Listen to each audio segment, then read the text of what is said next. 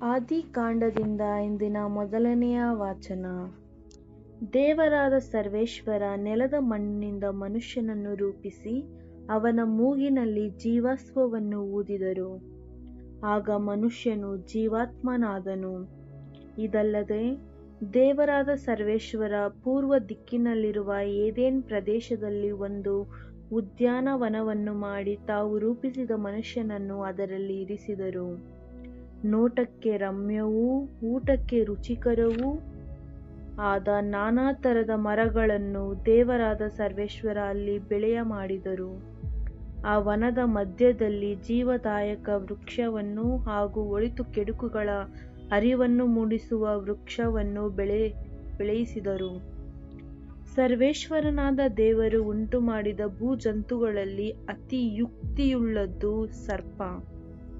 ಅದು ಮಹಿಳೆಯ ಬಳಿಗೆ ಬಂದು, ಏನಮ್ಮ, ತೋಟದಲ್ಲಿರುವ ಯಾವ ಮರದ ಹಣ್ಣುಗಳನ್ನು ತಿನ್ನಕೂಡದು ಎಂದು ದೇವರು ಆಜ್ಞೆ ಮಾಡಿರುವುದು ನಿಜವೋ ಎಂದು ಕೇಳಿತು.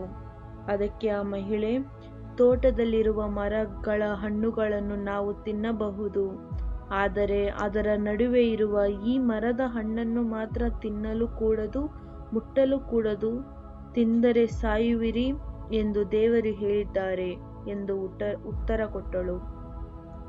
ಆಗ ಸರ್ಪ, ಆ ಮಾತು ನಿಜವಲ್ಲ, ನೀವು ಸಾಯುವುದು ಸುಳ್ಳು.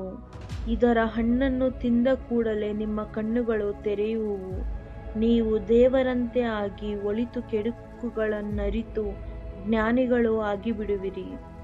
ಇದು ದೇವರಿಗೆ ಚೆನ್ನಾಗಿ ಗೊತ್ತುಂಟು ಎಂದಿತು.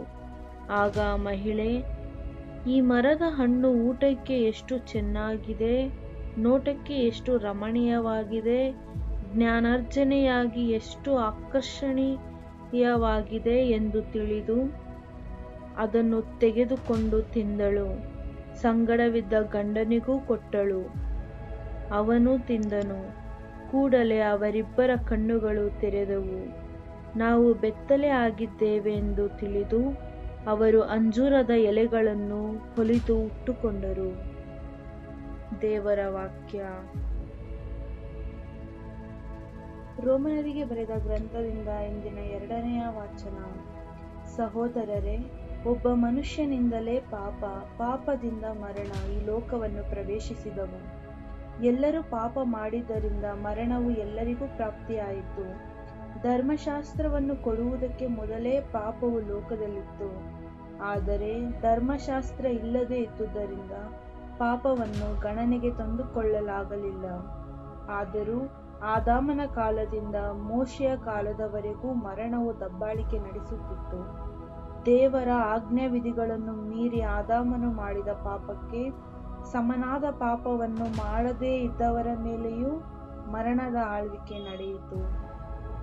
ಮುಂಬರದಲ್ಲಿದ್ದ ಮಹಾತ್ಮನ ಮುನ್ಸೂಚನೆಯಾಗಿದ್ದಾನೆ. ಆದರೆ ಆದಾಮನ ಪಾಪಕ್ಕೂ ದೇವರ ಅನುಗ್ರಹಕ್ಕೂ ವ್ಯತ್ಯಾಸವಿದೆ. ಒಬ್ಬ ಮನುಷ್ಯನ ಅಪರಾಧದಿಂದ ಎಲ್ಲರೂ ಮರಣಕ್ಕೊಳಗಾದರು ಎಂಬುದೇನೋ ನಿಜ.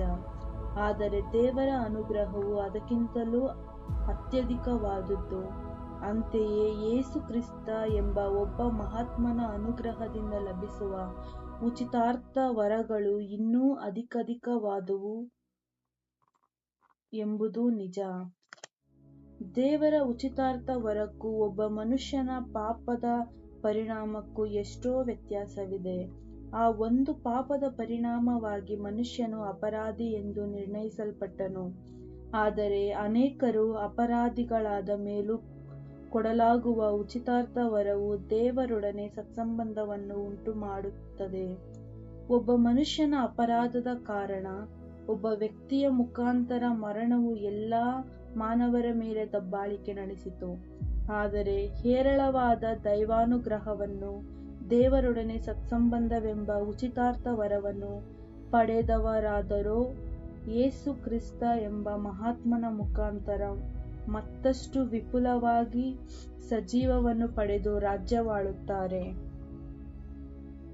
ಒಬ್ಬನ ಅಪರಾಧದಿಂದ ಎಲ್ಲಾ ಮಾನವರು ವಿಮೋಚನೆಯನ್ನು, ಸಜೀವವನ್ನು ಪಡೆಯುತ್ತಾರೆ. ಹೀಗೆ ಒಬ್ಬ ಮನುಷ್ಯನ ಅವಿಧೇಯತೆಯಿಂದ ಎಲ್ಲರೂ ಪಾಪಿಗಳಾದರೋ ಹಾಗೆಯೇ ಒಬ್ಬ ಮನುಷ್ಯನ ವಿಧೇಯತೆಯಿಂದ ಎಲ್ಲರೂ ದೇವರೊಡನೆ ಸತ್ಸಂಬಂಧವನ್ನು ಹೊಂದುತ್ತಾರೆ. ದೇವರ ವಾಕ್ಯ. ಮತ್ತಾಯ ಬರೆದಿರುವ ಗ್ರಂಥದಿಂದ ಇಂದಿನ ಶುಭ ಸಂದೇಶ. ಆ ಕಾಲದಲ್ಲಿ ಯೇಸು ಪಿಶಾಚಿಯಿಂದ ಪರಿಶೋಧಿತರಾಗಲೆಂದು ಪವಿತ್ರಾತ್ಮ ಅವರನ್ನು ಬೆಂಗಾಡಿಗೆ ಕರೆದೊಯ್ದರು. ಅಲ್ಲಿ ಯೇಸು 40 ದಿನ ಹಗಲಿರುಳು ಉಪವಾಸವಿದ್ದರು. ಅನಂತರ ಅವರಿಗೆ ಬಹಳ ಹಸಿವಾಯಿತು. ಆಗ ಶೋಧಕನು ಬಂದು, ನೀನು ದೇವರ ಪುತ್ರನೆಂಬುದು ಸತ್ಯವಾದರೆ ಈ ಕಲ್ಲುಗಳು ರೊಟ್ಟಿಗಳಾಗಲೆಂದು ಆಜ್ಞೆ ಮಾಡು ಎಂದನು. ಅದಕ್ಕೆ ಯೇಸು, ಪವಿತ್ರ ಗ್ರಂಥದಲ್ಲಿ ಹೇಳಿರುವ ಪ್ರಕಾರ ಮಾನವನು ಜೀವಿಸುವುದು ಆಹಾರದಿಂದ ಮಾತ್ರವಲ್ಲ, ದೇವರಾಡುವ ಪ್ರತಿಯೊಂದು ನುಡಿಯಿಂದ ಎಂದರು. ಬಳಿಕ ಪಿಶಾಚಿ ಅವರನ್ನು ಪವಿತ್ರ ನಗರಕ್ಕೆ, ಅಂದರೆ ಜೆರುಸಲೇಮಿಗೆ ಕರೆದೊಯ್ದು ಮಹಾದೇವಾಲಯದ ಗೋಪುರದ ತುದಿಯ ಮೇಲೆ ನಿಲ್ಲಿಸಿ, ನೀನು ದೇವರ ಪುತ್ರನೆಂಬುದು ಸತ್ಯವಾದರೆ ಕೆಳಕ್ಕೆ ಧುಮುಕು. ಏಕೆಂದರೆ ಪವಿತ್ರ ಗ್ರಂಥದಲ್ಲಿ ಬರೆದಿರುವ ಪ್ರಕಾರ ದೇವರೇ ತಮ್ಮ ದೂತರಿಗೆ ಆಜ್ಞೆ ಮಾಡುವರು ಮತ್ತು ಇವರು ನಿನ್ನ ಕಾಲುಗಳು ಕಲ್ಲಿಗೆ ತಾಕದಂತೆ ನಿನ್ನನ್ನು ಕೈಗಳಲ್ಲಿ ಆತುಕೊಳ್ಳುವರು ಎಂದಿತು. ಅದಕ್ಕೆ ಯೇಸು, ನಿನ್ನ ದೇವರು ಸರ್ವೇಶ್ವರ, ನೀನು ಅವರನ್ನು ಪರೀಕ್ಷಿಸಬಾರದು ಎಂದೂ ಸಹ ಪವಿತ್ರ ಗ್ರಂಥದಲ್ಲಿ ಬರೆದಿದೆ ಎಂದರು. ಅನಂತರ ಪಿಶಾಚಿ ಯೇಸುವನ್ನು ಬಹಳ ಎತ್ತರವಾದ ಬೆಟ್ಟಕ್ಕೆ ಕೊಂಡೊಯ್ದು ಪ್ರಪಂಚದ ಎಲ್ಲ ರಾಜ್ಯಗಳನ್ನು ಅವುಗಳ ವೈಭವವನ್ನು ತೋರಿಸಿತು. ನೀನು ನನಗೆ ಅಡ್ಡಬಿದ್ದು ಆರಾಧಿಸುವೆಯಾದರೆ ಇವೆಲ್ಲವನ್ನು ನಿನಗೇ ಕೊಡಬಲ್ಲೆ ಎಂದಿತು.